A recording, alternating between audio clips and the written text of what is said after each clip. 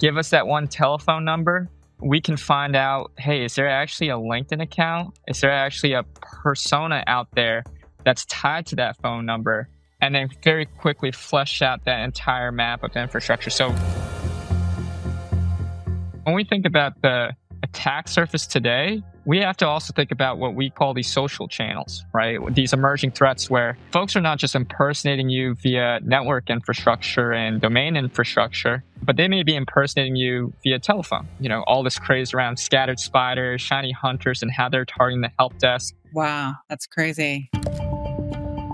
We're not just worried about them impersonating us to target consumers. We're not just worried about them impersonating us to maybe target our executive team, but we're actually seeing more and more, fake personas enter our job hiring pipeline. And it's incredible to see kind of the connection between that and, a lot of the job scams that we see. We really got to hit the threat actor at their core and do things a little differently than how people have done it in the past. So from a technology perspective, I'd say there's really 3 key things that we think about.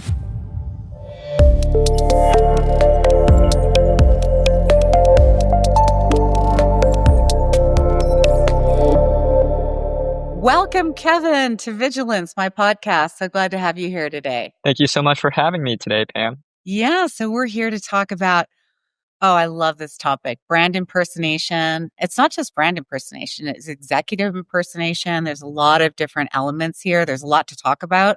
But before we jump in, I'll just hand it to you for an introduction. No, absolutely. Well, thank you for having me here today, Pam. For those who don't know, my name's Kevin, co-founder, CEO of Doppel. We are what we call the social engineering defense platform, and exactly as Pam said, super excited to chat today about all things brand impersonation, VIP impersonation, and ultimately social engineering your customers, your employees, and your executive team. Much more comprehensive than what I said. I just went right into the impersonation piece, but thank you for clarifying. You know what's so stunning? I've been working with you for a while, and just a very short period of time, you now have hundreds of customers, big brand name customers. Like, that's very rare. So what's the secret sauce? Yeah, no, I mean, it's certainly an absolute blessing for us as a company, right? To be so young. We started the company, just for everyone's knowledge, we started the company actually in 2022. And, back then it was just me and Rahul in the basement of Bernal Heights, working on software, right? And that's really where our background was that Rahul and I, were software engineers at Uber who, just absolutely loved building in the AI space. The secret sauce, it's not so secret, right? It's just really obsession with working with our customers and ultimately hearing their pain points, figuring out where the big problems are to solve, and being really fast to respond. I think that's something that we pride ourselves on a lot at Doppel. And then there's a lot of inner details to how to make all of that happen, right? And how to build the team to really execute on that at scale. So I'd say no secret sauce, just a lot of, hard work every single day, Pam. Well, yes, definitely execution. Of course, is a big part of it. But you've built a platform that goes with that execution that's novel, right? I haven't seen it anywhere else. So yeah. maybe give us a glimpse into that platform. Yeah, so let's chat a little bit more about the platform and technology, right? I think something that we've always had the advantage of coming into this space is just coming in with a fresh lens. How do we think about this space in a different way, right? And from a technology and from a platform perspective, our mission at Doppel is to solve for the root of whatever problem we go after, right? And in particular, our view is that the root of the problem that we're trying to solve in the brand impersonation space, the VIP impersonation space, this whole, social engineering space, is that we really got to hit the threat actor at their core, and do things a little differently than how people have done it in the past. So from a technology perspective, I'd say there's really 3 key things that we think about that, maybe is a little different than how people have approached the space before. One is, how do we really link together the big picture of what we're going up against, right? How do we build that threat graph across all the different sorts of impersonations are going on, and identify things that no other vendor in the world can identify. And then from there, how do we disrupt it really at its core, right? Instead of playing whack-a-mole with every single, impersonation incident, right? How do we really disrupt the threat actor and infrastructure at the core? So that's, to me, that's number two. And then number three is how do we take all this data, right? And do more automation at scale, especially with certain AI models that didn't exist, let's say 2, 3 years ago, or even 6, 12 months ago. And so I'd say the combination of those three, key technical pieces has been a big advantage for us and how we've grown so quickly.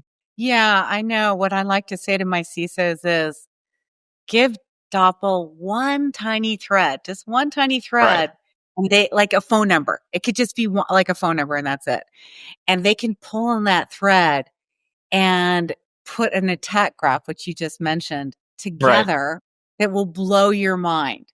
And it's that I guess the fact that you have that, it's not siloed, right? You have a single Exactly. platform that looks at everything.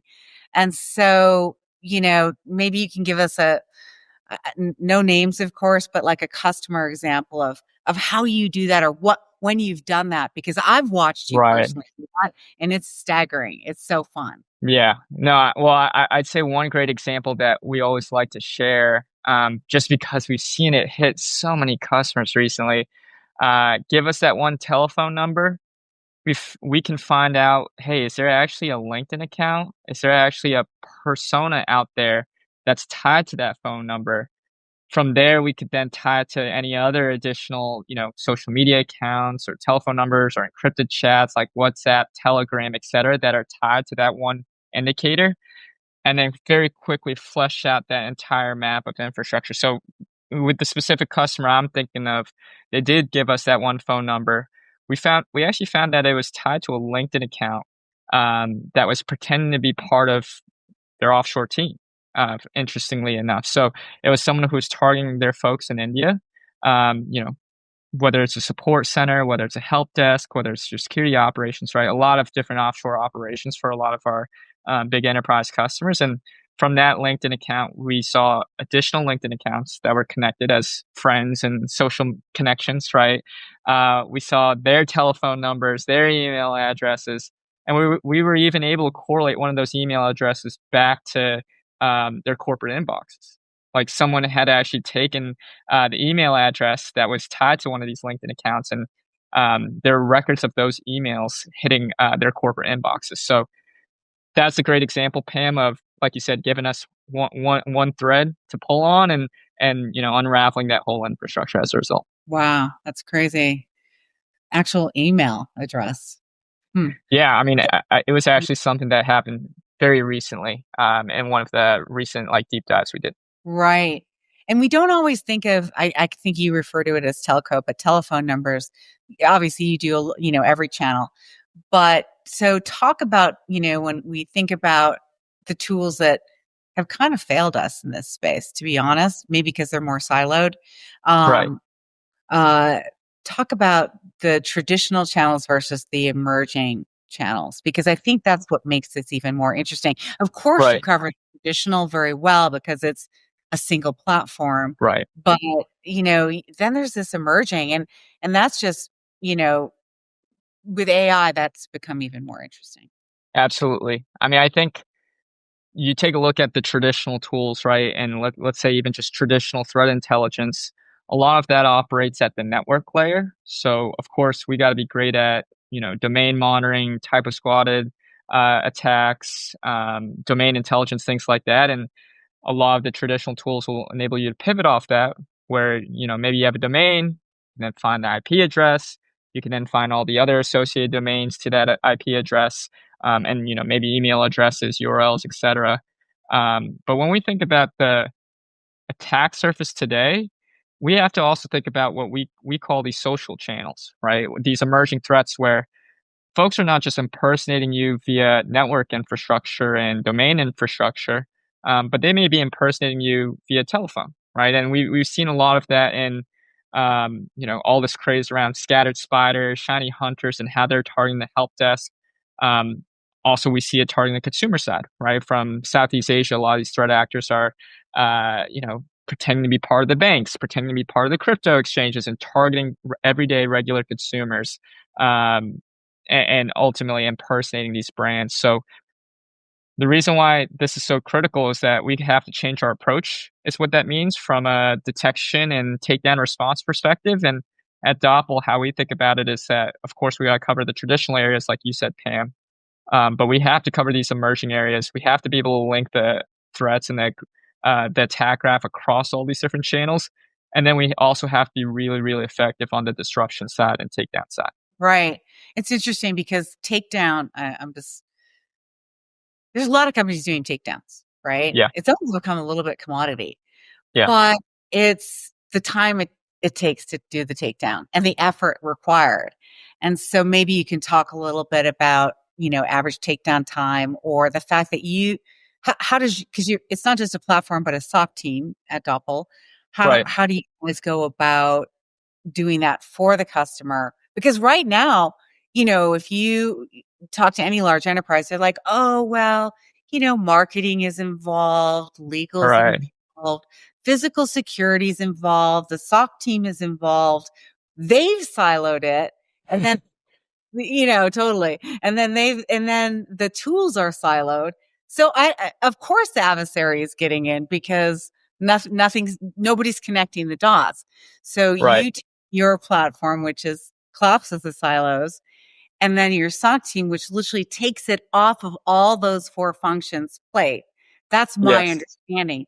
But yeah, so tell me a little bit about how that works. Yeah, I mean, I think it's super interesting, right? When you could take a look at a space that, you know, like you said, maybe historically has been commoditized, and then really solve the problem in a different way, in a holistic way that can go cross-functional and really have a big business impact. Like, I think, for example, you take a look at what CrowdStrike's done in the antivirus space, right? That, also arguably, historically has been commoditized to a degree, but then how different players recently have been able to build a platform on top of that, transform it into this, now EDR world, right?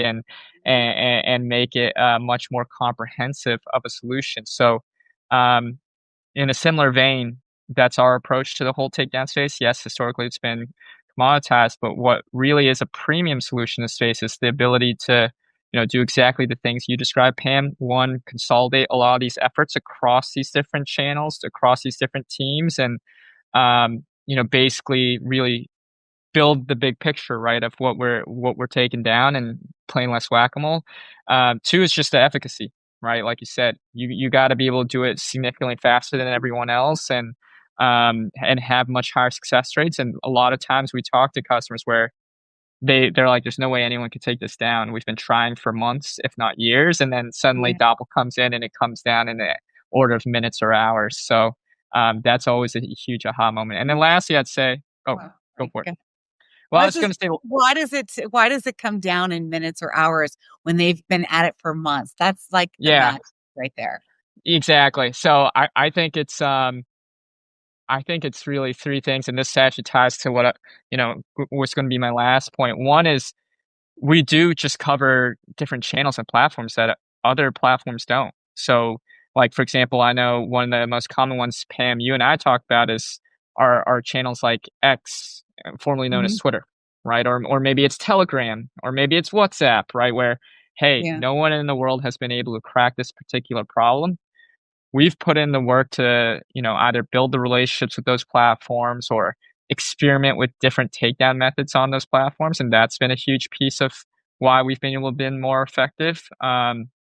Second, I'd say it comes down to that whole threat graph, right? Like that ability to then go tell a provider, hey, this is not just a impersonation attempt here, but this is actually connected to a wider social engineering campaign that's on, maybe it's on Facebook ads, maybe it's on a YouTube deepfake, maybe there's also a connected LinkedIn account to it. And so when we're able to present all that evidence that, hey, look, this is not just a one-time thing, but this is really part of a broader campaign. That definitely catches platforms' attention, right? Because now it's like, okay, we have the ability now to not just shut down this particular account, but Doppel's given us intel around how a threat actor is leveraging all of our platforms and leveraging all these different areas. So um, I'd say those are, again, Yeah. maybe not so secret sauce, but those are the key things that's enabled us to do things differently. So the fact that you bring more evidence to the table because you can create that threat graph, because Yeah. it's something like you're just not looking at an X profile in Right. isolation. You're Right. looking, you go, which is what our, what our large enterprises are doing. They're like, oh, that profile should not be up because that's not our Right. CEO. Right. Um, and that's it. That's the start and end of the conversation. You're saying, no, no, no. What sits behind that profile is all of this stuff I've found. And so Right. you have enough evidence to the table, they take it down quickly. Or in Exactly. some cases, they don't take it down at all if it's just in isolation, right? If it's Right. just, yeah, I see this all the time. You just have to have more evidence. And the only way to have more evidence is to have all the layers Exactly. that sit behind it. Yeah. So let's talk for a second about, because there's so much here about executive protection because tragically this is a hot topic, Yeah. right? Yeah. And so everybody's talking about it, and there's the white glove services where you go into the Mm, home and do yeah. something, and that's good. But this is really for the SOC team to understand, Right. right? Am I correct in that? Yeah. Yeah, So that's correct. Yep. yeah, so the SOC team needs to understand what sort of threats are coming in for leadership, board members, CEOs, anybody at a senior level in the company. So that's shifting a bit, but how do you go about that, and how is that different than what we've been talking about? I mean, exactly what you described, Pam, right? Like executive protection is such a broad category. And, there are those services that are, kind of more personal concierge services, right? Pen testing the home Wi-Fi network, monitoring, private lives. A lot of what Doppel has been able to provide in this area is that we are able to work with the corporate teams, the SOC teams, to give them as much visibility and as much takedown response capabilities as possible without being, necessarily invasive, right, to these executive personal lives. So I think a lot of the pull there, of course, like you said, with recent events, recent tragic events, there's a lot of pull in terms of, hey, what can we do to better protect our VIPs? And Doppel fills a great solution there for teams where we can be immediately deployed. We can immediately solve for problems with that same platform approach that you and I were just discussing on the brand protection side, and make sure that no one's caught sleeping, right? In the sense, like no one's caught blind, right? In terms of where these attacks are going to emerge and how they're going to impact their different executives and VIP members. Yeah, because you can't be reactive. You have to be proactive Right. in this. I think you want to be in security anyway, as much as you can. Right. We tend to be reactive because we just don't have a choice. But in this category, I think it's really critical to be proactive. You can't just be reactive. And what's unique here, I feel, is the detection, right? Yes. The ability to detect. eh, you know, Even on the brand impersonation side, you're able to detect usually before the enterprise ever knows, right? So it's not just, oh gosh, we know about this problem. Can you go take it down? It's like, I Right. didn't even know that was happening. So getting Right. in front of it. And I think in the executive protection space, that's super important to be able to get in front of and alert. And I guess it's not just SOC. I'll correct myself and say, it's physical security Yeah. is sometimes. Although there's a convergence there. There is. I mean, we're seeing the big, convergence movement, and fusion centers, right, between cyber and physical for sure. Yeah. So, what is that? I don't know if you have an example that you can give, but what's that like to, you know, detect threats for Right. executives and have to deliver that? And do you deliver it?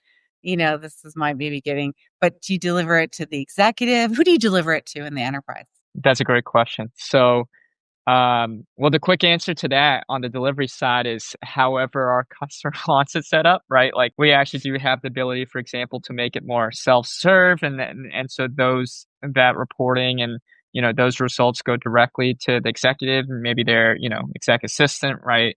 And their personal team. We also have the ability to provide certain results straight to a the admin team, right? Which in this case may be SOC, maybe physical security, just in general, a corporate security team. I think, a concrete customer example, and I want to make sure to keep this anonymous as much as possible. But Pam, you had a great example around like the fake X impersonator. Um, we've seen some interesting things on, platforms like BlueSky, interestingly enough. And in this particular example, this was one where exactly as you described, we want to be proactive. We want to help find stuff before people even realize how big of an issue it could be. But this Blue Sky impersonator actually was saying some political things, saying some things, on a platform that's historically, had some political, leaning and some political inclination. And so this impersonator that was on Blue Sky was basically starting to generate this profile over time and all this content over time of this executive saying all these things on the political side. So it was one where the team maybe wasn't aware of before Doppel brought it to their attention from a detection standpoint. It was one where it immediately became priority once Doppel brought it to their attention, and especially because this business does do a lot of work on the federal side.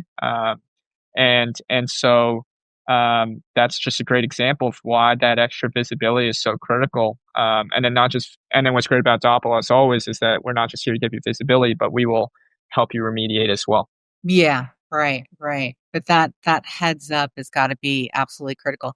And then do you see some of this like the encrypted channels like Telegram Yeah, and what? Yeah, and how do you deal with that because you can't have visibility inside right. these channels? Yeah, I mean, WhatsApp, Telegram, always very, very challenging because exactly what you said, they're private channels, they're encrypted. There's not necessarily public APIs, right, or even private APIs that enable you to search across all these different channels. The way we approach it is that we look for where those threats will be linked. We'll look for where these threats will be distributed. And so what I mean by that, for example, is one of the most common areas that we find WhatsApp chats is through Facebook and Instagram paid ads, or Facebook and Instagram groups, or Facebook and Instagram profiles, depending on the nature of the attack, right? So I'll say, for example, the groups and ads are probably more common when it comes to brand impersonation and doing certain fraud attacks or consumer scam attacks.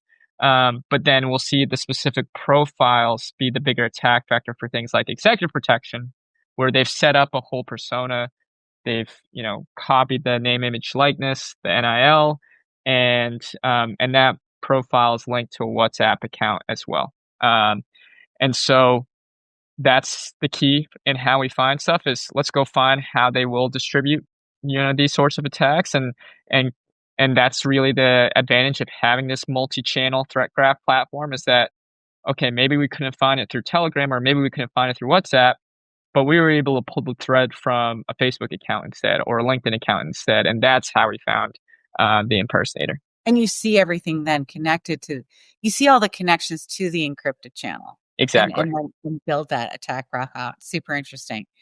Yeah, I know. I saw a summary, obviously no names here, but um, with one of my financials and their CEO, and Yeah. it was a long list. Let's just leave it Yes. at that. Yeah. Yeah. So I don't know if you can answer this, but I'll challenge you and say, where do you think the adversary is going next? Like, you've got all these channels, which is so covered on a single platform, so you're able to connect the dots. And then you've got your SOC team working behind it. Right. Are you anticipating? Is there areas that you anticipate as coming next? Well, I think you and I have chatted a little bit about this, Pam. But this insider threat problem is something that's top of mind for everyone I talk to, right? Where We're not just worried about them impersonating us to target consumers. We're not just worried about them impersonating us to, maybe target our executive team, but we're actually seeing more and more, fake personas enter our job hiring framework, our job hiring pipeline, maybe is the better term. Um, and it's incredible to see kind of the connection between that and, a lot of the job scams that we see, right? Because the job scams actually help not just, have the threat actor profit financially, but actually profit in terms of collecting a lot of PII, get information on what sort of personas will be applying to these sorts of companies, and ultimately using that data to help construct their personas to get into these companies. So um, I think that's the one that keeps me up at night, Pam, is thinking about how to solve that insider threat problem. And especially when we know that it's not just, the everyday threat actor groups, but it's even the nation state actors at times, right, that are targeting, different businesses. Yes, it's especially hard for my global companies, Yeah. right? Because it's not local, it's not domestic, right? Very interesting. Yeah, the insider threat problem. We have talked about that. So, I know we're getting close on time. I just wanted to see if there was anything we didn't cover, any, additional thoughts or final thoughts, if that's the case. Yeah. Well, I'd say actually, so one thing that we didn't cover, Pam, and I know you and I are going to do a deep dive on this actually very soon, is, I think the big thing about Doppels, we want to be constantly innovating. We want to be constantly adding new products. We actually just launched a brand new product around deepfake simulation that basically takes the data from the threat graph and enables you to then role play that very impersonation scheme or that very social engineering attack as a simulation for your company. So, for example, we actually ran an interesting example with a particular Fortune 500 customer, and we saw 100% engagement rate with the help desk, which is defined as the help desk actually viewing these deepfake AI Yeah. agents as real people. They, on average, were on the phone with them for 6 minutes. And we even had some people on the help desk talking to our deepfake AI agents for as long as 20 to 30 minutes. Um, and so it just goes to show, right, how big this impersonation problem really is. Like, impersonation is not just, the commoditized takedown problem. At the end of the day, like, this is all part of larger threat actor infrastructure, larger threat actor campaigns, and how do we help solve for this in a variety of different ways? And so that would be my parting note, is to really think about the problem holistically and how can we, continue to do more for our customers to solve that. Okay. So I'm learning. I know we have a meeting coming up on this. I Yeah, know. But so just to make sure our viewers understand it, and myself as well. So there's two sides to this. One is expanding the understanding of your threat graph by doing a right, simulation for the right. customer, for your customers. And then there's another side that almost sounds like training, showing is that true? Like where you're, Yeah, yeah. Yeah, I mean, I would almost say the relationship is the other way around. It's okay, oh, from this threat graph, we can now go run like, we actually have a click flow in our app where, hey, we saw this recent impersonator of Pam, let's say, on WhatsApp, right? Now click a button to make it actually run as a simulation, and it serves as both, maybe it's security awareness for Pam's organization, and then also a little bit of, you know social engineering pen testing at the end of the day, right? Like, hey, does our help desk actually listen to Pam for, 6 minutes or even as long as 15 to 20 minutes, thinking that's actually Pam, right? Does someone actually respond to that WhatsApp message that's, similar to the WhatsApp attacks we've been seeing in our company for the past, 3 to 6 months. So that's a sort of, ideation that we're doing at Doppels, like, from this very threat graph, from this very data, what else can we deliver? And so, yes, the quick answer to your question is, like, yes, there's a security awareness component and training component to it as well. and do you have any thoughts on I mean, I guess security and awareness training is really critical and Right. required, and maybe just seeing that is sufficient. But Is there any detection possibilities there or Yeah, I mean, we're constantly thinking about new products, Pam, and you know me, like I'll keep I jamming on do? them with you. But our vision, right, is we want to be the one-stop shop at the end of the day to detect these attacks, take them down, and now we can simulate them as well. So, from Yeah, one platform, detection, takedown, and simulation. excellent. Yeah, well, good. I was going to see if I could share your email address with our viewers. I'm happy to. So Kevin at Doppel.com, Yeah. spelled normal way, Kevin, and I'm always happy to chat with anyone who wants to dig deeper into this space.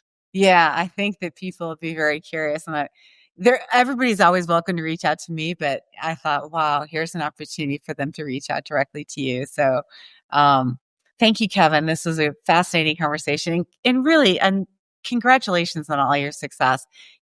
Really, really exciting solution and platform, and one that you know has got the whole industry, saying, "Hey, we finally have figured this out.